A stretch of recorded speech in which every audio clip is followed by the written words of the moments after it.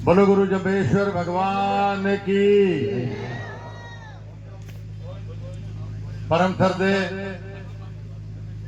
जिनके दर्शन मात्र से सारे कष्ट दूर हो जाते हैं, ऐसे महान संत, महामंडलेश्वर, महामानव, विश्व गुरु आदरणीय बजरंग दास जी की आज इस भागवत कथा में आकर मैं अपने आप को बहुत धन्य महसूस कर रहा हूं।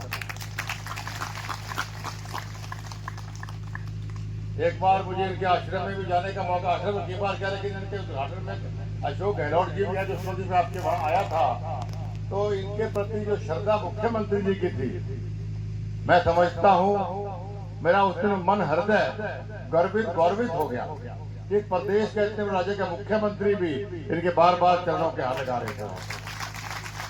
तो आज हमारे सदलपुर में ये आए, कई बार आते रहते हैं। इनका मैं सदलपुर की ओर से, अपनी ओर से मैं दिल की गहराइयों से स्वागत अभिनंदन करता हूं। वैसे तो इनके प्रवचन के बीच में मेरा बोलने का धर्म कर्तव्य नहीं बनता, लेकिन गुरु जी का आदेश हुआ तो 1 मिनट में अपनी वाणी को विराम दूंगा कि कथाएं सुनने आप और हम लोग बहुत जाते हैं, लेकिन ऐसे महान संत की कथा सुनने का सौभाग्य किसी को मिलता है।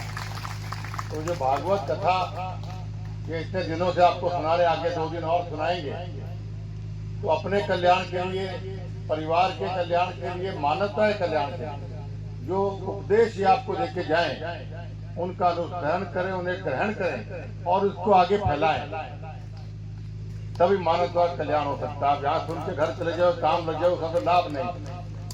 आप यहाँ से पवित्र होके जा रहे हो, उस पवित्रता को और फैलाइए।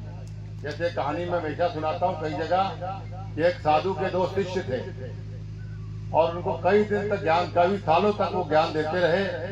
तो एक बार उनकी परीक्षा के लिए उन संत ने कहा कि मैं तीर्थ पर जा रहा हूँ, तो आपको ये एक लोटा में अनाज का लेके जा रहा हूँ और मैं 1 साल के अंदर वापस आऊंगा, तो इसको संभाल के रखना। तो एक शिष्य था, उसने उस लोटे को अच्छी तरह संदूक में रखा, खराब ना हो जाए, कोई लूट ना दे। और दूसरे शिष्य ने उस लोटे के कोई जगह जगह पे बिखेरा उसको, ताकि अनाज को मल्टीप्लाई कर सकूं। तो 1 साल के बाद जब वो संत वापस आए, कहा मेरा वो दिखाओ, मेरा अनाज किधर है। तो उसने संदूक खोला तो सड़ गया था, उसके अंदर वो पड़ा 1.5 साल। और दूसरे ने कहा कि मैं पीछे स्टोर में मैंने बोरियां भरी, आपको दिखाता हूँ भरी हुई मार। तो उन्होंने किया। ऐसे वही मेरे मिसाल आपको, जैसे महान संत के जो वचन मोतियों के रूप में होते हैं, हीरों के रूप में होते हैं, इनको जितना आप फैलाओगे उतना ही मानवता का कल्याण होगा। तो मैं इतना ही कहना चाहता था। माननीय ओम प्रकाश जी का, पूरी समिति का मैं दिल की गहराइयों से आभार व्यक्त करता हूं कि मुझे और भाई रणधीर जी को आपने यहाँ पर बुलाकर हमारा मान सम्मान बढ़ाया। और गुरु जी का विशेष तौर पे मैं आभार व्यक्त करता हूं, उनकी महान चरण हमारे आदमपुर हल्के, हमारे सदनपुर में पड़े। और उपेक्षा प्रार्थना करता हूँ कि आगे भी हम सबको आशीर्वाद देते रहें, आप यहाँ पर आते रहें। आपका बहुत बहुत धन्यवाद। नमस्कार, जय। बहुत बहुत आभार, बहुत बहुत साधुवाद। मेरी एक इच्छा है साहब से भिक्षा मांगने की, आप क्या हो तो मांग लो। हाथ खड़ा करके बताओ कौन कौन। मेरी यही भिक्षा है। राजस्थान जोधपुर एयरपोर्ट जो है, उस जोधपुर एयरपोर्ट का नामकरण करने के लिए मैं आपसे निवेदन करूंगा, माँ अमृता देवी एयरपोर्ट हो जाए।